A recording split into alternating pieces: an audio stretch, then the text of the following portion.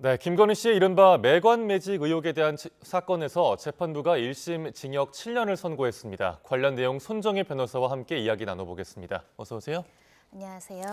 네, 고가 목걸이를 포함해 각종 금품을 받아온 혐의로 재판을 받아온 김건희 씨. 특검팀은 7년 6개월을 구형을 했었는데 재판부가 1심에서 7년을 선고했습니다. 대부분 혐의를 받아들였다고 봐야 될까요? 그렇습니다. 전부 유죄의 선고가 있었고요. 양형에 있어서도 법정형으로 최고형을 구형하고 선고할 수 있는 것이 7년 6개월인데 그와 유사한 7년형이 선고됐다는 것은 그동안에 우리나라에 발생했던 이 부정부패, 알선수재 사건 중에 가장 높은 형을 선고했다라고 볼 수 있을 것 같고요. 네. 그만큼 위법성의 무게나 중대성이 지대할 뿐만 아니라 법정에서 보이는 태도도 반성하지 않고 부인하는 점들이 이 양형에 굉장히 불리하게 작용을 했다라고 볼 수 있을 것 같고요. 이 배우자의 신분으로서 대통령의 배우자가 역대 이런 중형을 선고받았는가를 생각하면 굉장히 좀 안타깝고 우리 역사에 있어서는 안 되는 일이지만 발생을 했고 재판부에서는 전부 업무 대가성이 있었다. 알선행위와 대가관계가 있었고 그를 알면서도 충분히 위법한 걸 알면서도 이렇게 갖가지 청탁을 받으면서 금품을 수령했다라고 봤고요. 네. 총 5명의 주체로부터 한 2억 9천만 원 상당의 금품을 수수받았다. 그리고 그와 관련해서는 인사청탁이라든가 사업권에 대한 이권에 대한 청탁이라든가 이런 구체적인 현안이 있었고 단순히 어떤 호의나 선물에 그치지 않았기 때문에 그 죄가 중하다 이런 판단을 했습니다. 예, 총 5명에게 3억 원에 달하는 금품을 받은 것인데 어떤 물건을 누구에게 받았는지 좀 정리해 볼까요? 네, 일단 대표적으로는 서희건설 측으로부터 이봉관 회장으로부터 이 반클리프 목걸이라든가 티파니 브로치라든가 이 그라프 귀걸이라든가 여러 가지 각종의 액세서리 기금속을 받은 혐의가 적용되어 있고요. 가액이 상당히 높습니다.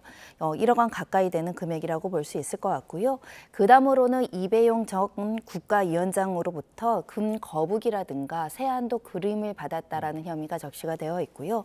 서성빈이라는 이 바쉐론 콘스탄틴 시계를 받은 이 사업가로부터 구체적인 사업에 개입을 하고 청탁을 받아서 이렇게 고가의 시계를 받았다라는 혐의도 유죄로 인정이 됐을 뿐만 아니라 이 김상민 전 검사로부터 이우한 화백의 그림, 고가의 그림 1억 4천만 원 상당을 받았다는 점도 유죄로 인정이 됐고요. 또 이 사건의 시발점으로 볼 수도 있는 사건입니다. 최재형 목사로부터 디올 가방 등 갖가지 물건을 수수했다. 한 600만 원 정도 근저리의 어떤 금품을 수수했다라는 혐의를 받고 있는 상황이었습니다. 네, 또 이 중에서 이봉관 서희건설 회장의 이른바 나토 3종 세트에 관련해서 자수한 게 김건희 씨 구속이 결정타가 됐었잖아요.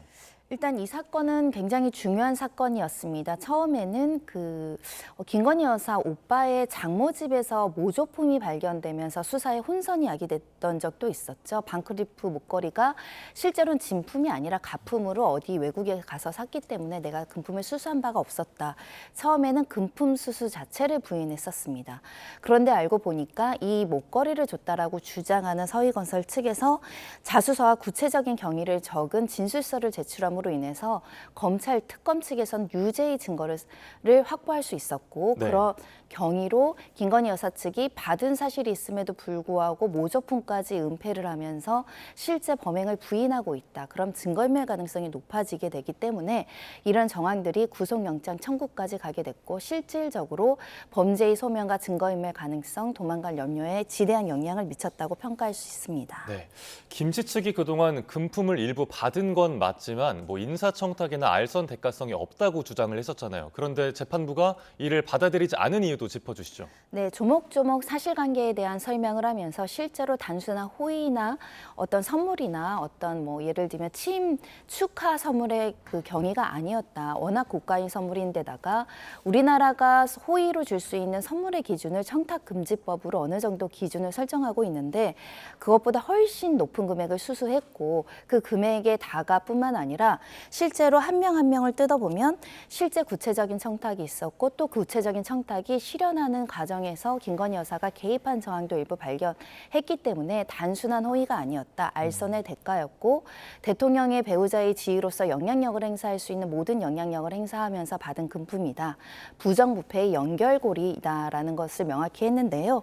구체적으로는 이 회장으로부터 각종의 뭐 귀걸이, 목걸이 이런 것들을 받는 과정에서 이 김건희 여사가 직접 도와줄 것이 없느냐 이런 발언을 했다라는 것입니다.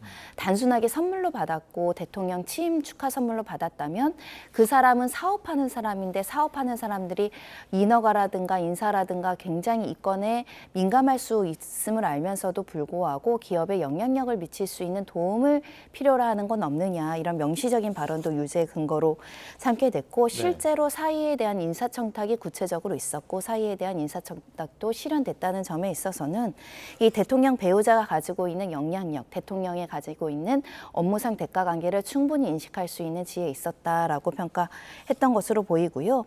다음으로 이배영 전 국가교육위원장 같은 경우에도 단순히 이 거부기를 주면서 선물이다 대가가 없었던 게 아니라 실제 이력서를 교부를 했다는 겁니다. 내가 이 자리에 꼭 가고 싶고 그와 관련한 이력을 갖고 있기 때문에 그 경력을 전달하고 실제 이 자리에 취임이 됐다는 점에 있어서는 인사청탁이 명시적으로 있었다라고 볼 수밖에 없는 사정이 있었던 것 같고요. 이 다음으로 김상민 전 검사 같은 경우도 고가의 그림을 주고받았던 그 언저리에는 인사청탁이 있었다는 겁니다. 공천에 개입을 했다거나 또는 그 다음에 국가정보원장의 특별보좌역으로 갔을 때 대통령의 영향력 없이면 이뤄지기 어려운 사정이 있고 거기에 김건희 여사가 줄곧 김상민 전 검사랑 서로 교류하면서 연락하면서 수사 진행 과정이나 이런 것들에 대한 협조를 받은 상황이었기 때문에 이런 구체적인 현안에 대한 어떻게 보면 대가관계, 영향력 행사가 있었다고 재판부는 판단을 했습니다. 네. 김건희 씨에 대해서 뇌물죄가 아니라 이제 알선수재 혐의가 적용이 됐고 공직자가 아니기 때문에 알선수재 혐의가 적용이 되는데 그 재판부가 이번에 판시한 걸 보면 김 씨가 만약에 공무원이었으면 무기나 징역 10년 이상의 중형이 선고됐을 것이다라면서 좀 김 씨에 대해서 강도 높게 비판을 하기도 했습니다.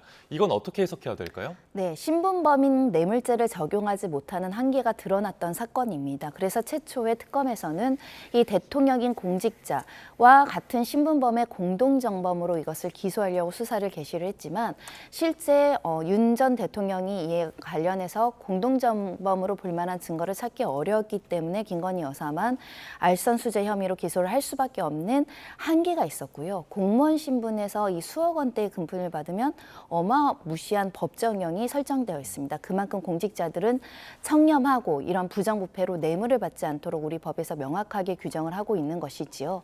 하지만 대통령이 배우자가 준 공무원이라고 법에서 정하지 않는 이상 또는 공무원 유사의 지에 있지 않은 이상 이 형사처벌할 때는 공무원의 신분을 간주할 수 없는 한계가 있습니다. 그래서 민간인 신분에서 공무원의 어떤 행위를 알선했다라는 알선수재를 적용한 것이고요. 뇌물죄가 성립하면 굉장히 높은 형, 무기징역형이 최고형입니다. 알선수재는 5년형이 최고형입니다. 그 측면에서 이 신분범으로서의 지위가 없기 때문에 이 알선수재를 적용했지만 범죄의 본질적인 실질은 이 뇌물죄에 가깝다라고 판단을 한 것이고 어떻게 보면 법의 미비이다라고도 볼 여지가 있습니다. 네.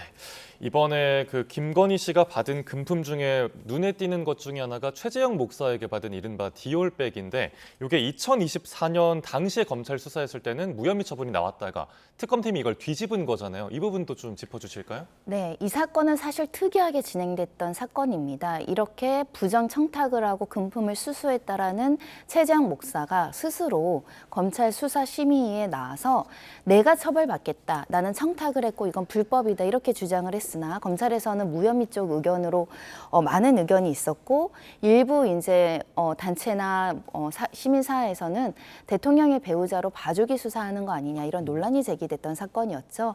하지만 최종적으로 법원에서는 물론 대법원까지 가야 하고 2심도 남아 있지만 1심에선 이것은 불법하다, 위법하다.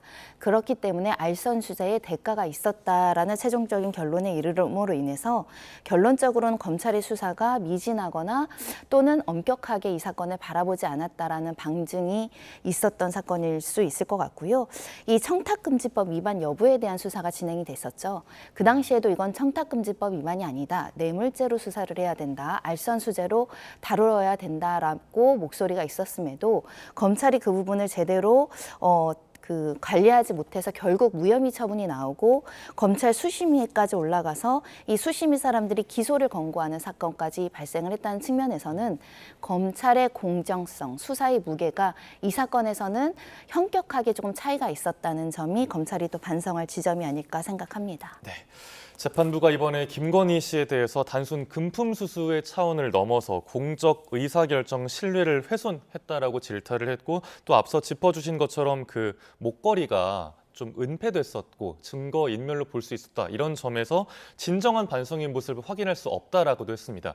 이런 부분들은 앞으로의 재판에 어떤 영향을 미치게 될까요? 네, 처음에 진술로는 이 금품 수수 자체를 부인하다가 금품을 수수할 수밖에 없는 객관적인 물증과 또 줬다는 사람들의 객관적인 증거들, 진술들이 나오면서 이제는 받았는데 대가 관계는 없었습니다. 이렇게 진술이 좀 번복되는 경위들이 있거든요.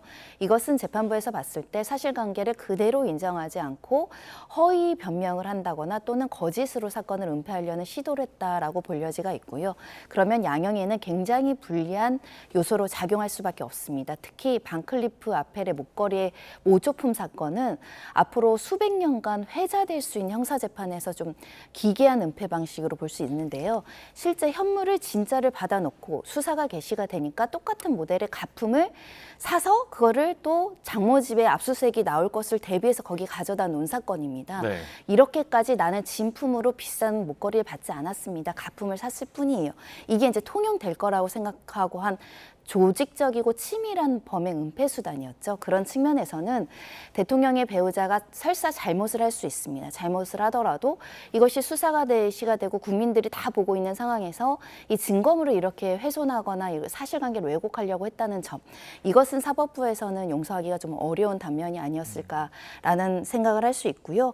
만약에 항소심 재판 과정에서 이 드러난 사실관계 중에 조금 더 1심보다 인정을 하고 더 반성을 하는 모습을 보인다면 양형은 달라질 수 있습니다. 왜냐하면 제가 봤던 알선 수수의 사건 중에 7년형은 거의 최고형일 겁니다. 이거보다 더 높게 받은 피고인은 없는 걸로 기억을 하거든요. 그럼 또 판례가 그렇게 새로 나온 거잖아요. 네, 알선 수재에 금액이 있어서는. 많아도 보통은 한 2, 3년 정도의 그 징역형이 선고되는 것에 그치는데 거의 배가 넘는 양형이잖아요.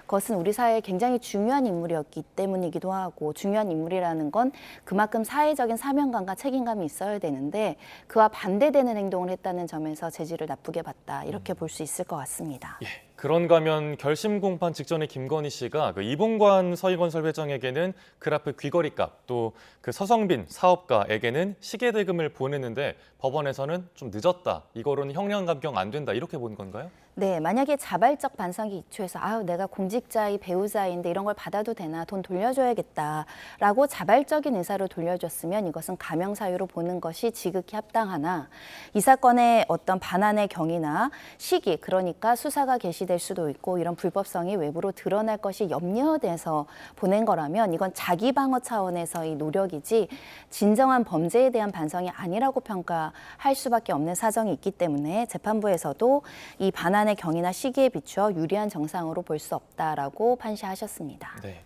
그리고 또 법원이 김 씨가 받은 그 이우환 화백 그림 몰수와 함께 6,480만 원 추징을 선고했는데, 이게 특검이 추징해달라고 한 5,636만 원보다 한 840만 원 정도 더 높은 금액이더라고요. 이렇게 금액이 차이가 나는 이유는 뭔가요? 몰수는 그 물건 그대로가 있으면 그걸 몰수할 수 있는데, 추징은 소비하거나 은닉하거나 찾지 못하는 경우 그 가액을 추징을 하는데요. 아마 가액 산정 방식에 있어서 특검과 법원이 조금 다르게 본 것 같고요. 구체적으로 왜 금액이 차이가 났는지는 확인할 수 없지만 이 800만 원 정도의 금액은 아마 시세 변동 때문에 그런 게 아닐까 추정합니다. 이게 명품이나 물건 같은 경우는 받았을 때 시가와 지금 시가가 좀 다를 수 있거든요. 그래서 조금 더 추징금이 높아진 것으로 추정할 수 있을 것 같습니다. 네. 그리고 이번에 김 씨에게 금품을 준 혐의를 받는 공여자들에 대한 판단도 함께 나왔습니다. 우선 이봉관 회장에게는 징역 1년에 집행유예 2년, 또 로봇계 사업가 서성빈 씨에게는 징역 10개월에 집유 2년, 최재형 목사에게는 벌금형이 선고가 됐어요. 모두 유죄 판단은 받았는데 최재형 목사만 벌금형이 나왔더라고요. 이 부분은 어떻게 봐야 될까요? 일단 첫 번째로는 실질적으로 제공한 금품의 금액의 범위가 다릅니다. 최재형 목사 같은 경우는 한 600만 원 좀 안 되는 돈이었고요. 이봉관 회장 같은 경우는 1억 원이 넘고 서성빈도 4천만 원 가까이 되는 수천만 원을 금품을 수수했기 때문에 금품 수수의 어떤 금액도 높을 뿐만 아니라 실질적인 청탁의 실현 여부도 굉장히 중요한데 이봉관 회장은 사후에 인사청탁이 실현이 됐고 서성빈 이 사업과 마찬가지로 로봇계 사업으로 이 직무의 공정성을 해쳤다 이렇게 보기 때문에 우리 사회에 미치는 악영향이 다소 최재형 목사보다는 더 컸다라고 볼 여지가 있고요. 그럼에도 불구하고 받은 사람이 7년형이면 준 사람도 실형이 나올 수 있는 사건이거든요. 예. 근데 집행유예로 선처를 했다라는 것은 수사에 협조했다는 점. 그런 점들이 가만히 된 게 아닐까 합니다. 예, 알겠습니다.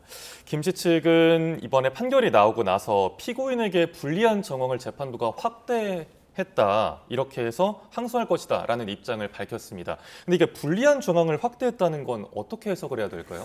아까 말씀드린 재판부가 유죄의 판시로 예를 든 구체적인 사실 중에 청탁이 오고 간 대가 관계로 볼 수 있는 여러 가지 대화들을 너무 확장 해석한 거 아니냐. 실질적으로 막연한 기대를 가지고 줬을 뿐 또는 선물과 호의적 성격이었을 뿐 우리가 어떤 인사건이나 사업건이나 이런 거에 구체적인 청탁을 한 게 없지 않느냐. 명확한 물증이 있지 않느냐. 이런 주장을 할 것으로 보이고 항소심에서도 이 주장은 계속 이어질 것으로 보입니다. 알선수재의 우리 대법원 판례는 명시적으로 단순한 호의나 단순히 잘해줄 것이라는 기대감만으로 줬다면 그건 무죄다 이렇게 판단하거든요. 하지만 실질적으로 구체적인 현황과 청탁과 특히 이 청탁은 둘만 있는 자리에서만 오고 갈 수 있기 때문에 객관적인 물증이 없고 내밀한 영역이기 때문에 검찰이 증거를 찾는 데 한계가 있습니다. 그런 측면에서 묵시적 청탁의 어떤 청탁의 내용도 우리가 인정을 해주는 것이거든요. 그런 측면에서 이 1심 판단이 다소 불리한 정황을 확대해서 이게 청탁이나 대가 관계가 있었다고 본 것인지 아니면 이 단순한 선물이고 호의적인 어떤 성격이라고 하는 피고인의 어떤 판단이 주장이 맞는 것인지는 다시 항소심과 대법원에서 판단을 받을 기회가 남아 있는 것 같습니다. 예. 이번에 선고가 나온 직후에 김 씨가 좀 미간을 찌푸리면서 빠져나갔는데 일단 항소를 한다는 입장을 밝혔고 그럼 2심에서 어떤 전략을 들고 나올지도 궁금한데 예상하신다면요? 네, 일단 아까 말씀드린 것처럼 막연한 기대에 불과한 호의적인 성격이었고 대통령의 신분이었기 때문에 다소 금품 수수액이 조금 청탁금지법에서 이야기하는 금액보다 높아진 것은 사실이나 실제로 이런 청탁에 대한 부분에 대한 알선행위 자체, 대가관계가 없었다는 주장을 항소심에서 할 것으로 보입니다. 보통 일반적으로는 이렇게 1심에서 구체적인 증거로 유죄가 나오면 입장을 변화시켜서 자백해서 양형에서 유리한 어떤 판단을 받으려는 변론의 변화가 있는 경우도 왕왕 있는데 워낙에 사회적으로 관심도가 높고 또 대통령의 배우자인 신분으로서의 정치적 영향력 여러 가지를 고려해서 쉽게 자백에 이르지는 못할 것으로 예상이 되기 때문에 아마 1심과 같은 변론이 이어지지 않을까 생각합니다. 예, 알겠습니다. 끝으로 최근에 SNS에서 화제가 됐던 이슈도 짚어보겠습니다. 이른바 수원 마약 좀비 영상인데 그 영상 보면 실제로 정말 마약을 많이 하는 흔히 뭐 샌프란시스코에서 펜타닐 하는 사람들처럼 몸을 쭉 늘어뜨리고 한 남성이 걸어가는 모습이었는데 당시에 마약 간이 검사에서는 필로폰 양성 반응이 나왔는데 국과수 정밀 감정에서는 음성이 나왔고 또 이 남성은 뭐 스트레칭을 하던 과정이었다라고 진술했더라고요. 이 부분 수사 어떻게 앞으로 이루어질까요? 네, 일단 일반인들 시각에서 우리나라에서 저렇게 펜타닐 정말 우리 소위 말하는 좀비처럼 이런 사람이 대낮에 길거리를 활보하는 것이 너무 충격적이다. 이렇게 이제 주목됐던 사건이고 그만큼 마약이 너무 암암리에 유포되어 있는 거 아니냐 이런 사회적인 논란이 제기될 수 있는 영상이었는데요. 문제는 간이 검사에서 양성인데 실제로 또 국과수에서는 음성이 나와서 이 양성과 음성이 너무 불일치하다라는 이야기가 있지만 워낙에 다양한 마약이 있습니다. 또는 그런 관련한 향정신성 의약품이 있기 때문에 네. 이 간이 검사와 정밀 검사로 잡아지지 않거나 또 찾기 어려운 것들이 있기 때문에 아주 추가적인 정밀 검사를 여러 방향으로 해야 되지 않을까라는 생각을 하고 있고요. 실질적으로 모바일 검사, 체열 검사, 소변 검사 모든 방법을 동원해서 과연 저 남성이 왜 저 상태에 이르렀는지를 찾아내는 것이 과학 수사의 기법이라고 생각하고 또 이 모든 조사를 했는데도 불구하고 찾아내지 못하는 신종 마약이 있을 수도 있다는 점도 염두에서 이 사건을 봐야 되지 않을까 합니다. 예, 최근에 워낙 마약 사범이 늘어나고 있다 보니까 시민들의 불안이 더 큰 만큼 이 부분에 대해서도 정확한 수사가 앞으로 이뤄져야겠습니다. 네, 지금까지 손정혜 변호사와 함께 이야기 나눴습니다. 오늘 말씀 고맙습니다.